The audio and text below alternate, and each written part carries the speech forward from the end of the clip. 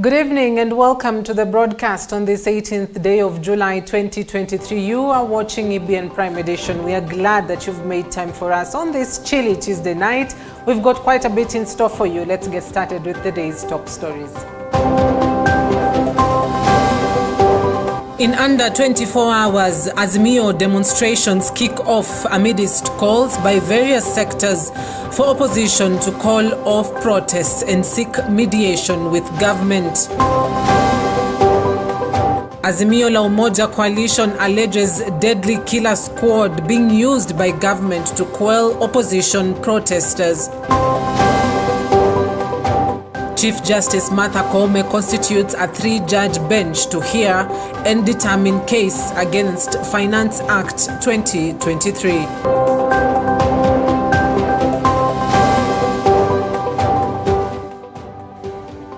Feel at home, you're watching EBN Prime Edition. You can catch this bulletin live on Facebook and on YouTube on EBN TV. Our SMS line is 23993. I'm the captain of the ship tonight. My name is Cynthia Nanjala. Let's get started. Now, Azimio La Umoja on Tuesday held a press briefing concerning the upcoming 3-day planned demonstrations that are set to begin from Wednesday to Friday. They urged Kenyans to turn out in large numbers and air out their grievances.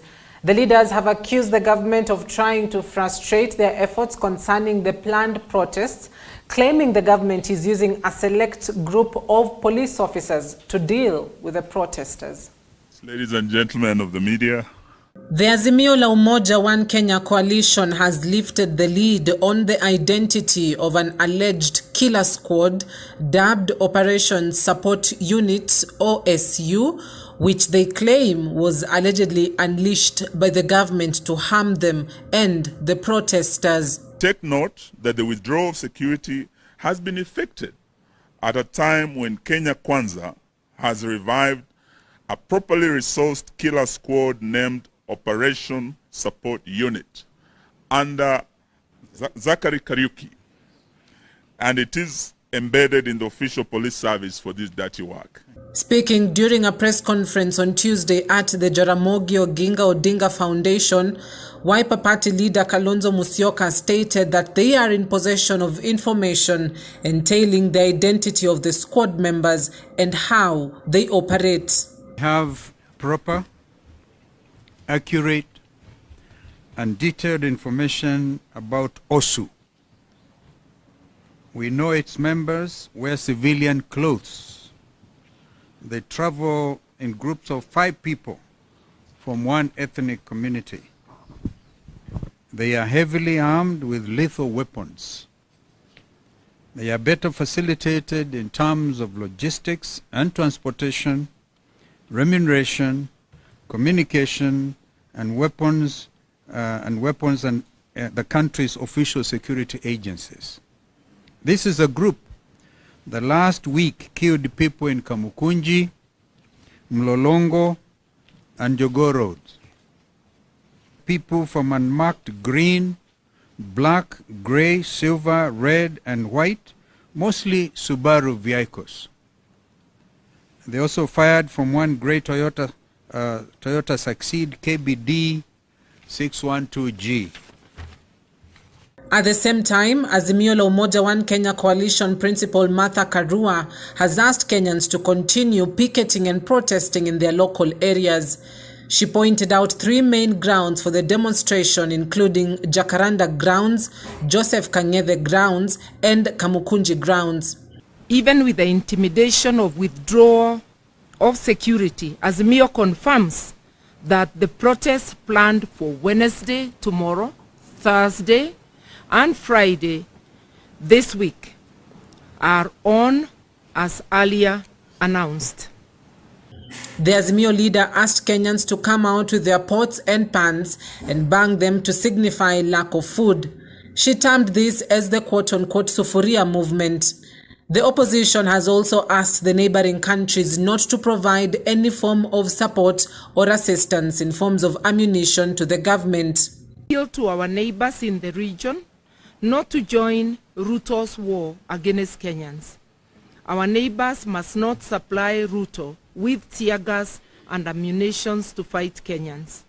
Azimio la Umoja has accused the Kenya Kwanza government of slowly evolving into dictatorship, citing withdrawal of the security detail of key opposition leaders as an example. Against the backdrop of the protests, the Kenya Kwanza administration has withdrawn all security previously attached to the leadership of Azimio la Umoja, One Kenya Coalition Party.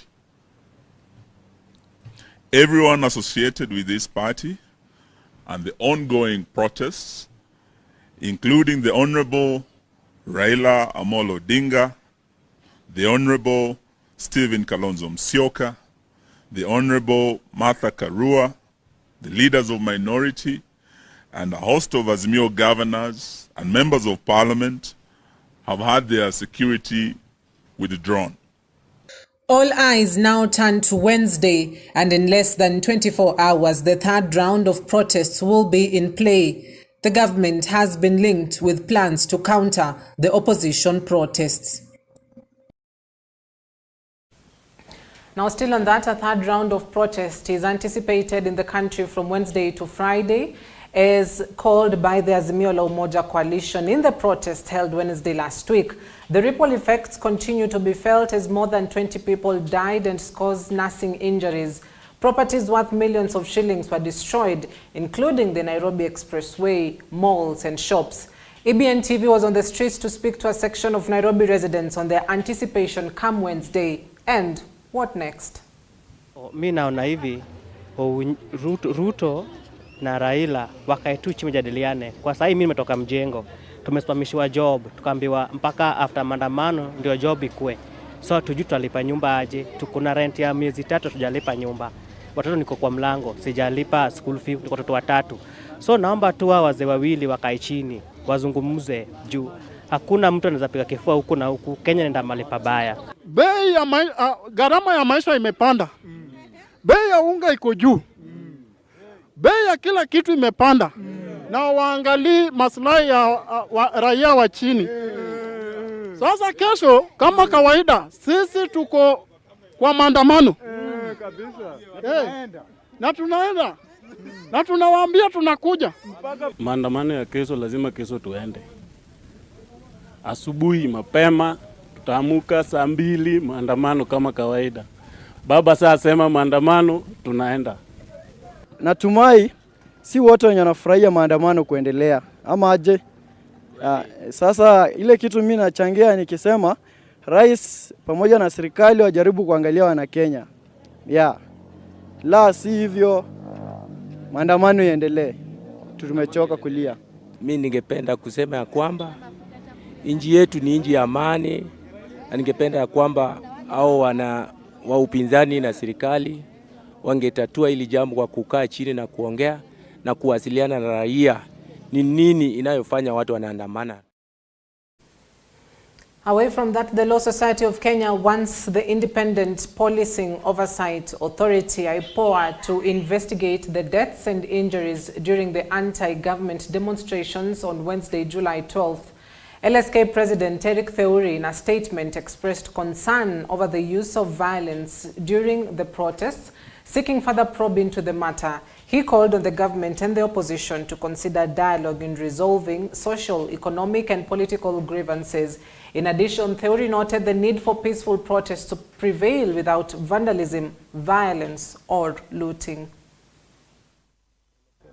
Concerned by the widespread cases of violence and allegations of unnecessary or disproportionate use of violence, including the use of firearms by the police during the recent protests.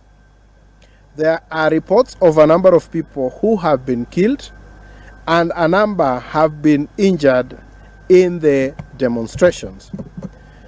The right to protest plays a crucial role in any democratic society. It provides a platform for people to express their views, call for change and influence government policy. It is a right that is guaranteed under Article 37 of the Kenyan Constitution, which provides that every person has the right peacefully and unarmed, to assemble, to demonstrate, to picket, and to present petitions to public authorities. This right is also guaranteed under regional and international human rights instruments that have been ratified by Kenya, including Article 11 of the African Charter on Human and People's Rights, famously known as the Banjul Charter, and Article 21 of the International Covenant on Civil and Political Rights. The security that has been provided to leaders of the opposition, some of whom enjoy security by virtue of the positions that they hold, it will be a height of irresponsibility. It demonstrates that the police service has taken sides in a political contest. It is an act that is grossly irresponsible. We call on members of the public to go out and protest, but to do so peacefully and to go out unarmed. We call on the police to provide security. Now, the Kenya Kwanza leadership in Mombasa now plans to hold the parallel demonstrations on Wednesday to contrast planned protest by Azimio la Umoja. Led by the East African Legislative Assembly, Yala MP Hassan Omar, the leaders said they will not sit pretty and watch Azimio goons paralyze business activities and the general economy of Mombasa. Omar accused the ODM leadership in Mombasa of taking advantage of the poor. Wewe kila siku unapeleka watu pima ng'ombe. Mimi mwenyewe nimepoteza miaka 10 katika ufuasi wa Raila Odinga. Nikaingia katika vuguvugu lake ambalo liko na mapapa na wananguzi wa madawa ya kulevya na matajiri yale mafisadi, sikawa siwezi hata kucompete kwa kiti cha ugavana. Nikashikana na ndugu yangu William Ruto, karibu tukipata hichi kiti. Na nawaambia vijana, if you want political development, kama mnataka kweli kuwa nyinyi mnaweza kupata nafasi za kisiasa na nafasi za kiuchumi, nyinyi mwenyewe muangalie ni William Ruto ama ni Raila Odinga. Nasema the sovereign will of the people. Sisi raia tukishasema tumesema William Ruto ndio rais wa Kenya. Article 1 ya katiba ya Kenya imesema hivyo. Supreme Court tumekushinda. Sasa tunakuja kwa maandamano, pia tutakuzuia. Tusipoweza kumzuia Raila Odinga na khiana zake za karne karibu 2 ama 3, basi tutapora demokrasia ndani ya Kenya. There will be no need for an election. Kila wakati sisi tufanye tu handshake. Lakini kama tunataka election na tuheshimu taasisi na katiba ya Kenya, basi lazima tuzuie wale watu ambao wanajaribu kupora uchumi wa Kenya, kudhalilisha wa Kenya na kwenda kinyume na katiba na maadili ya kidemokrasia. Migori County Governor Ochilo Ayako has criticized the government over the withdrawal of its security officers on Monday. Speaking to the media on Tuesday, Ayako said that he does not care about the actions of the national government and feels that he is safer without the officers. Ayako said the most important thing is the safety of the people of Migori County and especially those who will participate in the protests planned from Wednesday to Friday. As a county government, we have our own security, and I feel as safe as any person in Migori County. I just pray that the citizens of Migori County, the Kenyans that I work for in Migori County, are given security. As for me, I am as good as I've always been. I'm not scared of anybody. By the way, security for leaders is not a favor from anybody. Leaders must be protected. But so long as people are protected, more so if they can protect our demonstrators tomorrow and give them and their properties, that is security enough. That's what I need. Elgeyo Marakwet Governor Wesley Rotich has called on the Azimio la Umoja leaders to call off protest in order to give the Kenya Kwanza government an opportunity to deliver their development agenda. Rotich further added that it was so soon to judge the president's performance as it is barely a year since he took over power. Brothers and sisters, It is time that we think about Kenya, we think about our own, and we actually transform our country together. The time that we are wasting on maandamano is enough to actually transform our country. I want to request you, before you go to the street and before you declare any war, before you just stamp and say that you want to finish everyone, before you just stamp and say we are declaring war on everyone, including the police, I want to request you to come to Elgeyo Marakwet, to come to Kerio Valley, to come to Baringo, and to come to Turkana. Why? Because we want to communicate to you in simple terms why conflict has never given anyone a trophy, why conflict has never helped anyone, why conflict is never rewarding, and why even in a state of war, everyone loses. The only trophy that we have, that we will see, you will come and see for yourself when you visit, is graves littered everywhere, and children, women, and communities suffering after they have lost their loved ones. The cost of living is, yes, very high. In Elgeyo Marakwet, of course, we are not encouraging any maandamano because we have chosen to be a solution. We didn't choose to complain. We chose to go to the farms and farm so that we can feed the entire Kenya and reduce the cost of living. I am an economist. Nowhere else in the world has a cost of living been addressed by maandamano. It has only been addressed by deliberate production. Our young people, for the first time, our president is employing 55,000 teachers in 1 year. 30,000 early this year, another 20,000. That means we are doing 55,000 in 1 year. Nowhere else, no time since 1963 has such an employment been done. That means he is creating hope for our unemployed young people. And I want to request our opposition. Yes, Kenya has been wandering in the wilderness, and the entire opposition leadership has been part and parcel of the mess that Kenya is. All of them. Actually, Kalonzo has been a deputy president.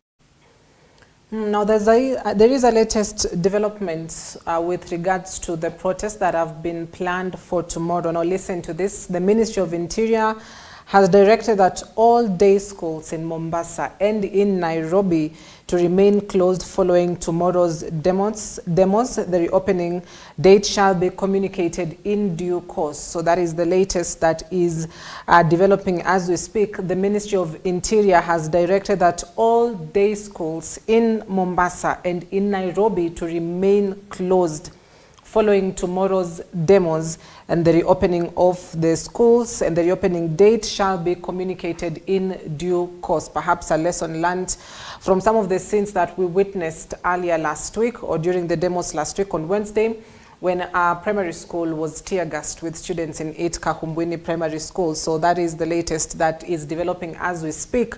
The Ministry of Interior directing that all day schools in Mombasa and in Nairobi to remain closed, and the reopening date shall be communicated in due course.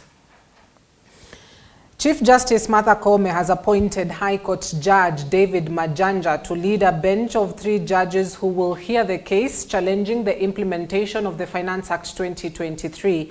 The judges are expected to set a date for the hearing. The decision has been made after Milimani High Court Judge Mugure Thande suspended the Finance Act and directed that the file be placed before the Chief Justice for directions. Roifan Shikuku reports. The 3-judge bench will be constituted by Justice Lawrence Mugambi, Justice Christine Moeli, and will be led by Justice David Majanja. The bench is expected to determine the petition filed by Busia Senator Okiya Omtatah and Azimio la Umoja One Kenya Coalition. The power to impose tax is not absolute. It's a donated power by the people of Kenya, and the organ that is mandated to impose tax is Parliament. The petitioners argue that President Ruto's assenting of the finance bill into an act was done without following the correct procedure. Okiya Omtatah also cited the Energy and Petroleum Regulatory Authority Director General Daniel Kiptoo for contempt for disobeying a court order to suspend the act's implementation. He emphasized that the rise of fuel prices will have severe impact on the cost of living and deny citizens the right to live a humanly dignified life. Parliament has lost its autonomy. Parliament has become a small appendix of the executive. and Parliament does what the executive wants, because the majority side is part of the executive. The Finance Act, which came into force on July 1, 2023, makes a number of changes to Kenya's tax laws, including increase in the value-added tax rate from 8% to 16%, introduction of a digital asset tax, removal of exemptions for goods and services used for construction of tourism facilities, recreational parks, and convention and conference services, and other changes. The government attempted to have the petitions dismissed by filing objections, though Justice Thande rejected on the ground that the applicant had raised important issues that needed to be addressed. For EBN TV, I'm Roifan Shikuku. The Kenya Women Teachers Association, KEWOTA, has launched a program aimed at empowering its members to become independent and develop themselves. This comes after the teachers want their pay to be improved. Among the projects aimed at successes are accident insurance and inclusion on digital platforms in government laboratories. When a teacher gets an accident, by paying just 1,000 in a year, if they pass on, unfortunately, their family are given 150,000 shillings within 48 hours. If they lose a limb permanently, they are given 150,000 to cover for that. When they are in hospital because of an accident, they are paid for a bill contribution of 20,000. When they lose their eye or their tooth, 10,000 for everything that is lost or injured. And while they are away from work, there's a small amount of money they are given per week to sustain them because they are not earning income. And that is one of the things that we have brought them. It is a program which we have signed an MOU with Direct Line Insurance for 3 years. So we are encouraging teachers to come on board. It is the cheapest but the best. Tunaambia members wetu wa join kitu inaitwa table banking. Table banking ni ile mnachanga kado kidogo tu. Mnachanga, alafu mkimaliza kuchanga, mmoja anachukua, anarudisha na interest. Hiyo ni nzuri sana sababu inaendelea kukuza. Sio lazima tuwe kila wakati tunaenda kwa chayo.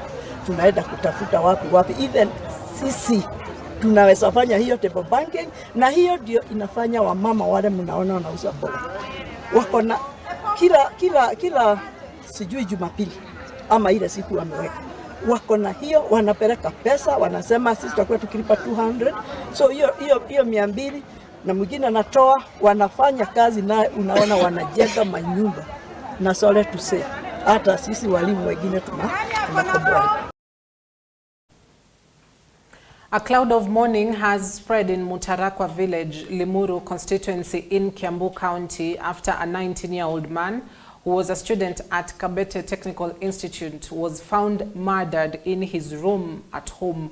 According to those who found the deceased, he had serious injuries on his face and a small rope around his neck.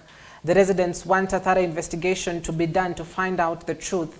The incident has angered the residents who claim that security officers of the Chamutarakwa substation are overburdened with work because 2 weeks ago another young man was found murdered and then his body was dumped near their home. All these events took place very few meters from the Mutarakwa police station.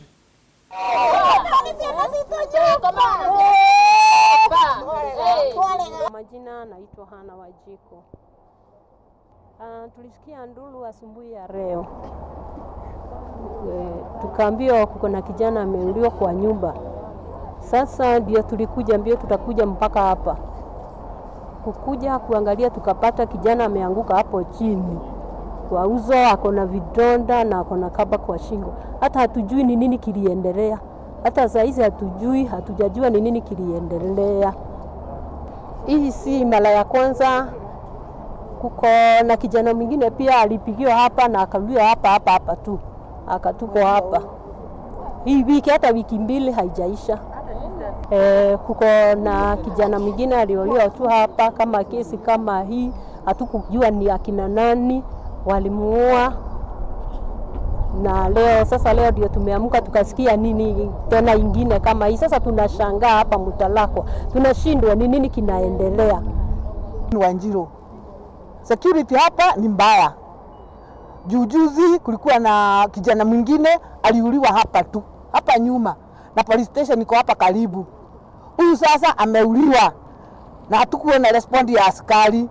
Tangu saa hii, kutoka asubuhi ile tulipata hii maneno mpaka saa hii. Hapa ni mingi sana na sio ya pombe ya kawaida, ni ingine. Abia Gasagu akuje Mutarakwa. Gasagu akuje Mutarakwa. Aone. Yetu ni security. Askari tuongezea askari hii post ya Mutarakwa. Na klabu simalishe sisi za pombe dogo siishe. Ni 14, hata hapa ni kanisa ni moja. Kanisa ni moja na hoteli hakuna. Hao watoto wanatoka, wengine wanaiba vitu zetu nyumbani, wanakuja kuuza ndio wapate pombe. Kuku zetu kuku hakuna, bosha anachuna maharagwe yetu, wanakuja kuuzia wamama huko wapate pesa ya pombe. Nini? Na tunamjua familia yangu kabisa. Ndio hii nyumba ya polisi, ndio hii. Na tangu asubuhi tuko hapa bure. Sasa tunafanya namna gani? Mimi sitaki kuongea sana kwa sababu ya Mutarakwa. Juzi hii unaona hapa, mwingine anaua hapa, analetwa hapa. Tena ni boma nyingine. Koja kesho na kesho hiyo nyingine. Sasa hapa Mutarakwa tuko. Now, the spouse to the Deputy President, Pastor Dorcas Rigathi, is continuing her plans to establish a healthy village for treatment and rehabilitation. The program includes a comprehensive approach to rehabilitation and adjustment from drug use and drug abuse that will enable the addicts to recover. Health village that we have been talking about in our country, about the boy-child program, which we want to start the rehab kind of treatment that is going here. It's a holistic kind of a program that addresses the individuals in an in-depth way. Open. It is not a hospital. It is not a boarding school. It is a place. It's a home where the people who come here, they go out having been initiated into a life that is of independence. They just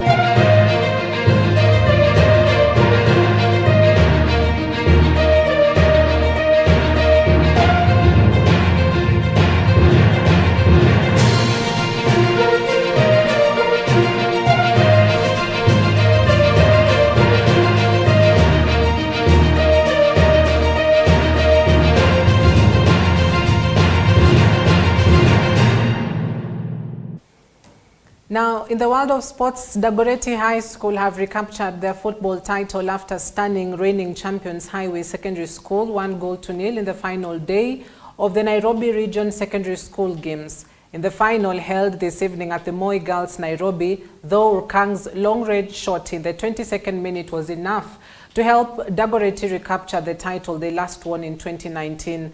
Dagoretti were the better side in the first half as they looked dangerous each time they got into Highway's 18-yard box, forcing keeper Dennis Ochul to pull a string of saves to keep building Odemba's boys in the game.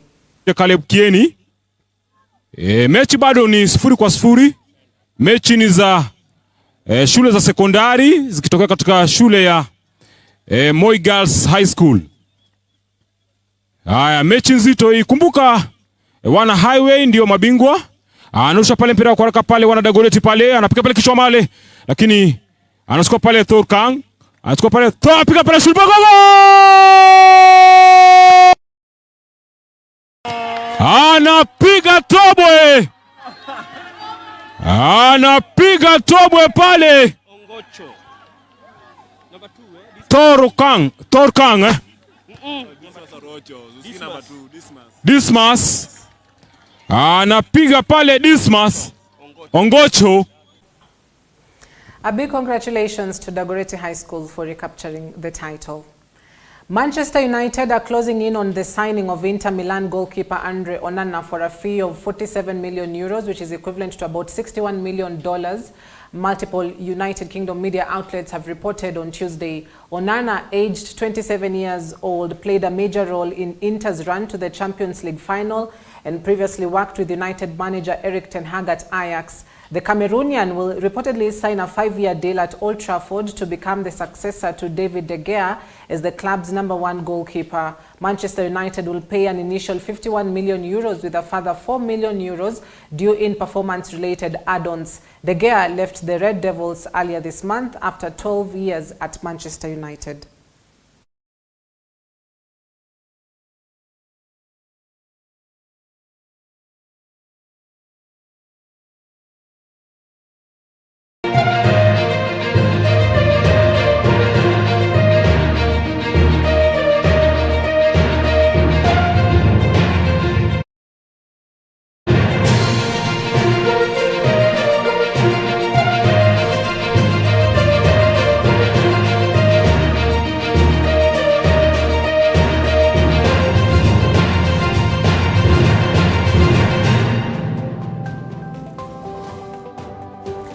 Well, that wraps it up for our bulletin tonight. Thank you for your valuable company. We hope that you're up to date with what is making headlines across the country. But I'd love to just repeat what I mentioned earlier. The Ministry of Interior has communicated that all day and secondary schools within Nairobi and Mombasa County will remain closed for tomorrow ahead of the Azimio demonstration. So spread the word. All day schools as well as secondary schools in Nairobi and Mombasa will remain closed for tomorrow, and the reopening date will later on be communicated, even as police have continued to call the Azimio demonstrations illegal. So that is what we'll be keeping tabs on tomorrow, even as Azimio have called for a 3-day demonstrations. How will tomorrow be? And of course, the message out there is for calm and peace, and for Kenyans who will not be participating to stay home so as not to be caught up in what we've been witnessing for the past demonstrations. So that is the latest that we have planned for you tomorrow. But also in the morning at 7 a.m. to 8:30 a.m., join me on Morning Live. I'll be talking to a life wellness coach. His name is Wilson, and he'll be taking us through the proper sleeping postures. What we're trying to cut on is issues of snoring, waking up, your neck is paining, or your back. So how do we sleep? What are the correct postures that we need to sleep in, even as you know, depending on the hours, 7-8 hours of sleep, and you might wake up a bit tired or fatigued. So that is what we'll be having a conversation on tomorrow at 7 a.m. to 8:30 a.m. on Morning Live. So be sure to join me then. My name is Cynthia Nanjala. Good night.